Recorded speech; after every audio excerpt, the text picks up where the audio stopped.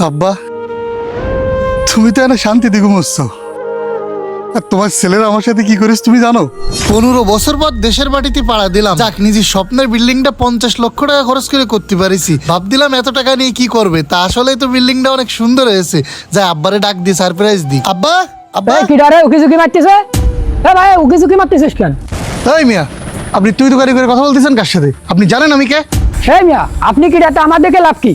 এখানে কোনো উকি ঝুঁকি মারা যাবে না, যান এখান থেকে যান। আরে দারোয়ানের এত অ্যাটিটিউড! আপনি স্যারকে ডাকেন। হ্যাঁ ডাক দিচ্ছি, ওই তো শ্বাস চলে এসেছে। উকিল সাহেব, তাহলে তো কাগজপত্র সব কমপ্লিট, তাহলে সেইভাবে কাজ কাম করে দেন। আচ্ছা ঠিক আছে, আমাকে বলা লাগবে না, আগেবার মতন সিস্টেম করে দিবানে। এ কি রে, তুই এরকম ষাঁড়ের মতন চিল্লাচ্ছিস কেন? কি হয়েছে? আরে আমার ভাই বক্কা আছে। ভাই ভালো আছিস? সর, কে তোর ভাই? ভাই তুই আমারে ধাক্কা মারলি? কে তোর ভাই? কিসের ভাই? বাপ মরে গেলে আবার ভাই থাকে নাই? কি বলতেছিস তুই? আব্বা মরে গেছে? হ্যাঁ, বড় স্যার তো এই মারা গেছে গত মাসে। স্যার, ইনি কি তাহলে সে আপনার বড় ভাই ইতালি থাকতো? চুপ, দারোয়ানের বাচ্চা! কিসের বড় ভাই? আমার কোনো বড় ভাইটাই নেই। যে সন্তান তার বাবা মারা গেছে এই খবরটা রাখে না, সে কিসের বড় ভাই আমার? আরে বক্কার, আব্বা যে মরে গেছে তোরা কি মানে কেউ কইছিস? তোর সাথে দুপুরবেলা আমার পেঁচাল মারতে ইচ্ছে করতেছে না। ওই তুই দক্ষিণ পাড়ার ওই বাগান বাড়িতে চল যা। মানে আমি বাগান বাড়িতে কি জন্য যাবো? আমার টাকায় করা বাড়ি, আমি এই বাড়িতে থাকবো। বাগান বাড়িতে গেলে তুই যাবি? নাইট সাহেব, সেটা সম্ভব না।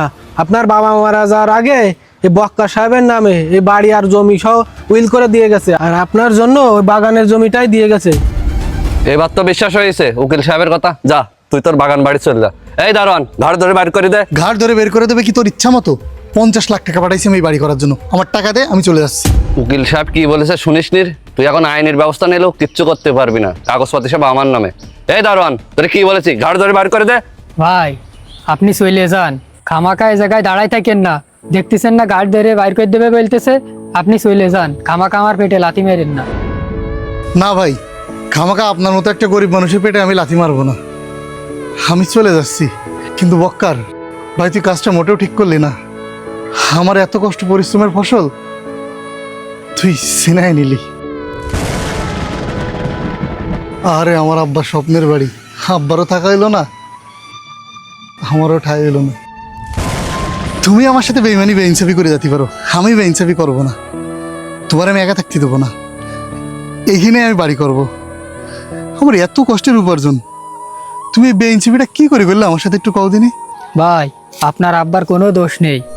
ভাই, আপনার আব্বা যখন খুব অসুস্থ ছিল, আপনার ছোট ভাই আর ওই যে শয়তান উকিল মিলে আপনার আব্বার কাছ থেকে জোর করে টিপসই নিয়ে সব জমি জায়গা লিখে নেছে, আর আপনার জন্যই কবরশালা রেখে গেছে। কি করছেন ভাই আপনি? তাহলে তো আমি আমার নিরপরাধ বাপরে অপরাধী বানাচ্ছি। হ্যাঁ ভাই, এই লোকটার কোনো দোষ নেই, আপনার ছোট ভাই আপনার সাথে বেইমানি করেছে। হায় রে, মানুষের ইনসাফ দেখেছেন ভাই? আমার সারাটা জীবন কাটায় আসলাম প্রবাসে, আমার সারা জীবনের উপার্জন আমার ভাই সিনেমা নিলে।